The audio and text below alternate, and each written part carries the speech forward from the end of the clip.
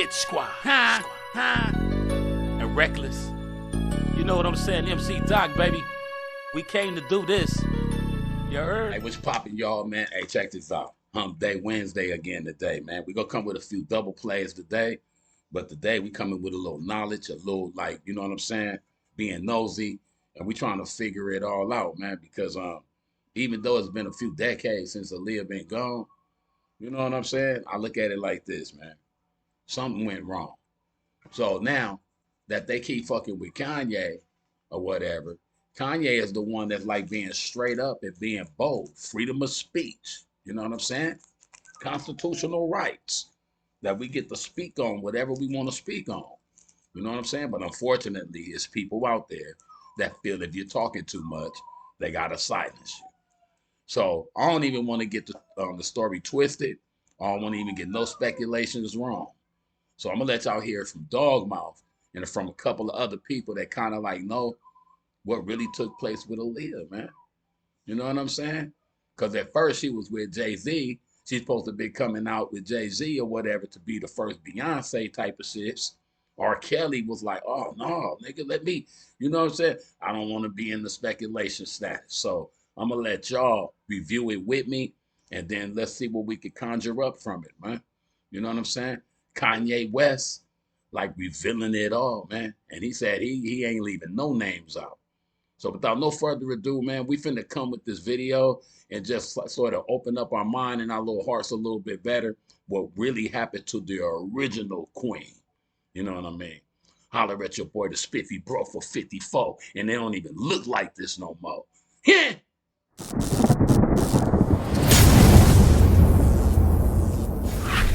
Yeah, we started yesterday, but we continue in the day, man, with the story, man. Kanye revealing how Jay-Z lured Aaliyah on the plane from a distance. You know what I mean? Come on, let's get in there. Control Jay-Z and Beyonce. No, you, man. But they can't control me. You see, it ain't no name I won't name. It's up. It's all Jay-Z. It's all Jay-Z. And he was working with rkelly, and they were making so many records together. You know, they made all of those records together. They both Aaliyah. Is it really a conspiracy if the same person keeps benefiting off the same kind of tragedy over and over and over again? Hollywood conspiracy theories have been going around for decades, but recent revelations from one of its own has proved just how dark Hollywood can get. Kanye West's recent revelation that Jay-Z lured popular female artist Aaliyah has left everyone shocked. They can't control me. You get what I'm saying? They can control Shaq. They can control Charles Barkley. They can control LeBron James. They can control Jay-Z and Beyonce. No, you, man. But they can't control me. You see, it ain't no name I won't name. It's up. For those who are unfamiliar with Aaliyah, she was a popular R&B singer in the 1990s and early 2000s. At the age of 22, she was tragically killed in a plane crash on August 25, 2001. She was well known in the Black community and on her way to becoming a superstar. Jay-Z has long been suspected of being involved in Aaliyah's death, and Kanye might have just confirmed that. The 45-year-old rapper, who was once a close ally of the Carters, revealed that Jay-Z, among other celebrities, was being controlled by the Illuminati. For those who do not know, being controlled by the Illuminati means that the occult has complete power over you to the extent of making you do their bidding. And that's exactly what they did to Jay-Z. My mama ain't here. My mama was sacrificed. Me too. You understand? Yeah, appreciate Michael Jordan, what about him? His daddy, right? Bill Cosby, his son, right? Dr. Dre, his son. You're out in Hollywood, a lot of people come up missing. People that came up missing, straight up though, I'm just thinking about it right now. Michael Jordan hit $1 billion. Dr. Dre hit $1 billion. Kanye hit $1 billion. It's like when you do those type of sacrifices or whatever, it's like they raise your money. You know what I'm saying? And then they raise your money and they raise you up to this higher standard or whatever. And then they can break you all the way down. You know what I'm saying? So it's like giving you the money is nothing for them. You know what I'm saying? For you to floss and drive the fanciest shit or whatever. Because once they pop you, it's gone. And then it's like when you're gone and I'm trying to like be like a video reactor and I try to react to a song of somebody that's gone. somebody's still saying that the copyrights and shit like that, you infringed them. If that person dead, they don't even care if we doing reactions to their music. We're gonna keep it moving though. Let's go. As you already know, Aaliyah was the queen of R&B during her time, and this meant that the Illuminati wanted to recruit her. But Aaliyah was not having it. Her refusal to join the movement probably angered some higher power, which then opted to have her replaced. And this is where Beyonce came in. Aaliyah and Beyonce shared a very similar roots, with both hailing from an R&B background and with budding acting careers on the side. In addition to this, the two artists had similar names.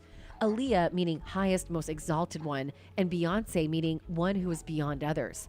For many, this proved the two singers were on the same path, hence it was decided that Beyonce was the perfect replacement for Aaliyah.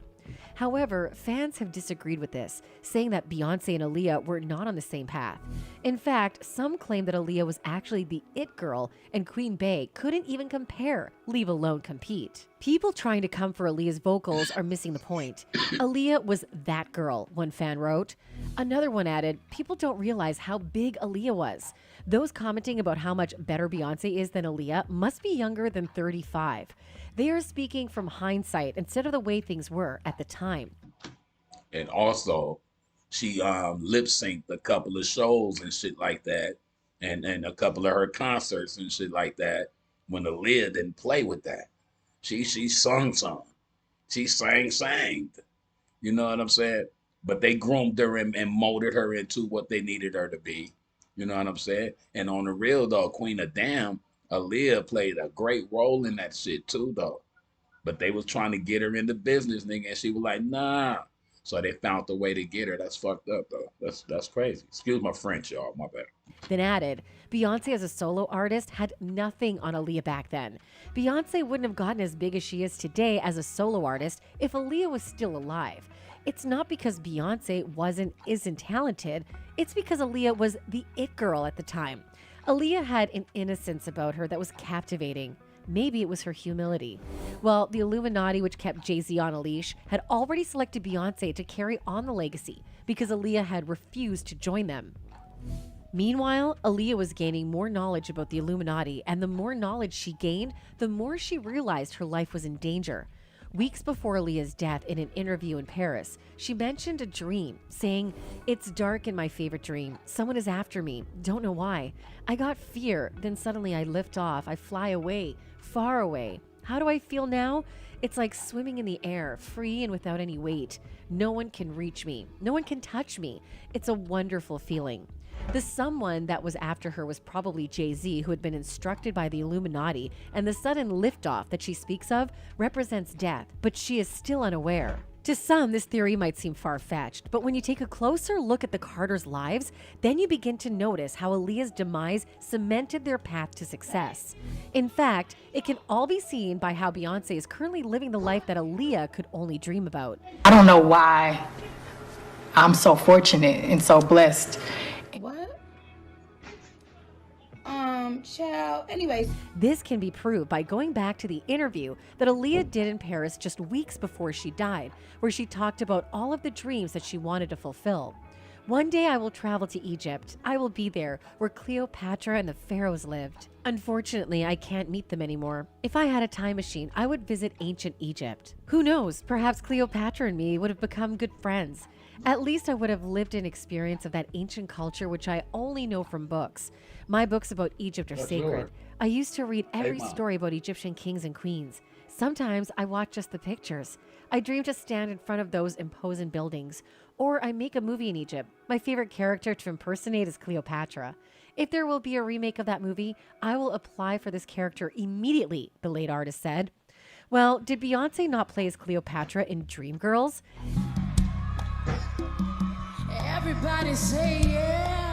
In addition to all this, a lot of shocking information concerning Aaliyah's fatal accident has resurfaced, and it all points towards foul play. There have been reports that the tiny aircraft had exceeded its allotted weight by several hundred pounds. In addition, the weight was improperly distributed, making the aircraft difficult to control while in the air. A toxicology report also revealed that the pilot had reportedly faked his license and was under the influence of alcohol and cocaine at the time of the accident. However, what was a mystery since the devastating crash almost 2 decades ago was why Aaliyah, a known nervous flyer, had insisted on boarding the overloaded plane back to Miami, despite there being a chartered jet due to pick her up the following day. While music journalist Kathy Landoli believes she finally uncovered the truth. In her book Baby Girl, better known as Aaliyah, the journalist had shed some light into what happened during Aaliyah's final hours alive. In the book, she explained how a Bohemian man who had been with the pop star just moments before her death revealed that Aaliyah never wanted to board the plane in the first place. Kingsley Russell, whose family ran a taxi and hospitality business in the Abaco Islands, was with the star as his stepmother drove her team to the airport for her return flight back to the U.S. As a teen, Russell claims that when the singer saw the plane to take her back to the U.S. mainland, she refused to get on board and went back to sleep in the cab his stepmother was driving, telling her team she had a headache. Aaliyah had just finished filming a music video for her song Rock the Boat, and upon completion of the shoot, the team were keen to get back to Miami, about 50 miles away. After dropping the team off at the airport, Aaliyah had concerns about the aircraft after hearing that it would be overweight. Feeling a little under the weather and suffering from a headache, she decided to spend time in the back of the cab with the air conditioning, leaving her crew to sort the problems out.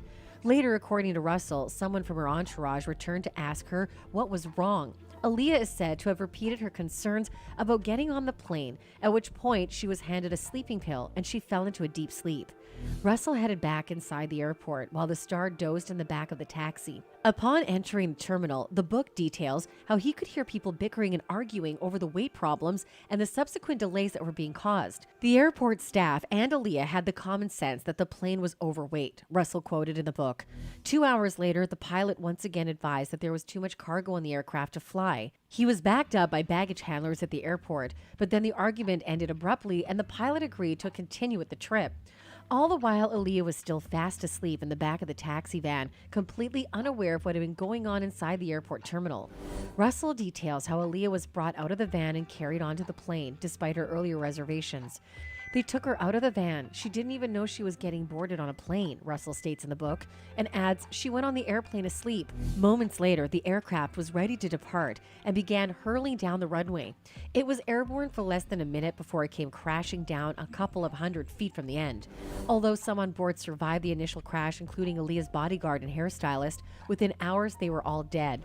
Aaliyah's body was still found strapped into her seat about 20 feet away from the wreckage. An autopsy detailed major head trauma and extensive burns had caused her death. I don't know about you, but this whole story is screaming foul play. There seems to have been greater powers at play on that fateful day. Could it be that Jay-Z and the Illuminati orchestrated this entire thing? Well, we'll leave the speculations for you. That's all we had for today's video, folks. Bye. That's crazy, man. So they put her on the plane while she was asleep, trying to hurry up to get back to go do what they had to do. And then she met her demise. That's crazy, bro. I'm telling you, man. Hey, the world is a crooked place, man. Hey, man, share it, man.